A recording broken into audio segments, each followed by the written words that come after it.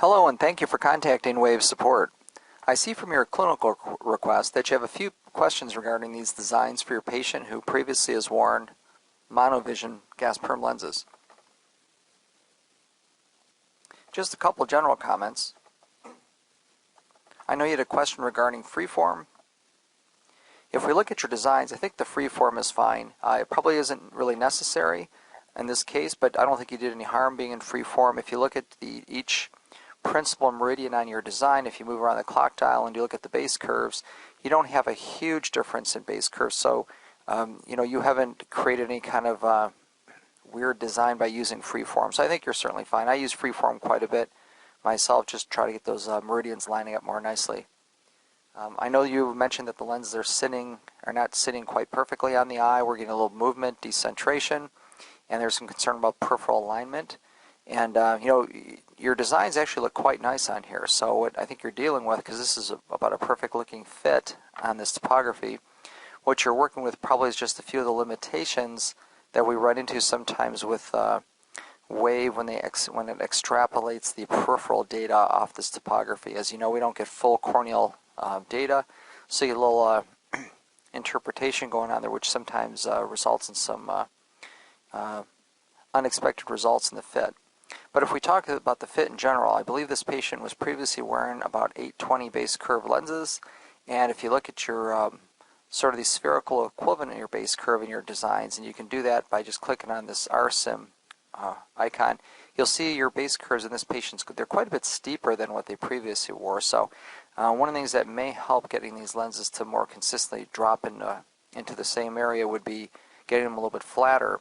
And one of the things I like to do if I have a patient who I'm struggling with lenses that are trying to get them to center better, or if I'm struggling with some edge awareness issues, I quite often will look at designing or redesigning the lenses in the tangential mode as opposed to the axial tier mode.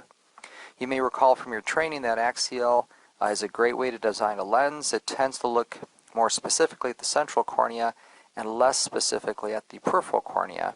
Tangential tends to look at the data a little bit more specifically out in the peripheral area, and end result tends to be lenses that are maybe a little bit flatter overall. But I find quite often if I can't get a lens to center well within axial, if I switch over to tangential, sometimes that'll get those lenses sitting nicely on the eye and also will help to reduce the lens awareness in the periphery. For this particular case, what I would probably do, I'd recommend keeping this landing zone between the blue and the pink dot as large as you can keep it. So maybe set the red dot at about 6 and the blue at about 7. And then that'll increase this landing zone between the pink and blue. Maybe consider switching over to tangential design, and that'll flatten the lens up, but it would give you a pretty good sized landing area out here. And if we get a nice alignment out here between the blue and pink, that should allow this lens to more closely mimic the peripheral parts of this cornea, and that may help getting that lens to center better. Same thing in your left eye with this patient. Of course, if the lenses are riding high, don't forget to keep the central thickness a little thicker, maybe up around 20, 22 or so, and that'll help keep that lens dropping down so it's not sliding up or moving around too much. As far as powers go, I understand this patient is previously monovision, and as you know, if a patient's happy in monovision, sometimes it's hard to switch them into multifocal, even if you have all the best intentions in mind. You could consider, especially if you can't get these lenses to center perfectly, I would consider the modified monovision. I mean, if you really like the concept of the bifocal, which you may even consider doing, is switching that near eye, or the non-dominant, I believe in this case was your patient's right eye, just switching over from a center distance to a centered near design, and that way you can kind of do the modified monovision where you still have kind of the reading zone centered over the pupil and in the non-dominant eye, and the other eye, the dominant eye leaving the peripheral distance zone, or peripheral near zone and the central distance zone. So with that, I think those little helpful hints hopefully will get you back on track. I think you're really close on these designs. If you feel ultimately, I guess I should make one other comment, if you are in this axial design and you really want to stay with it, the other thing you can do is to adjust that. You said there's a little edge lift in the inferior area.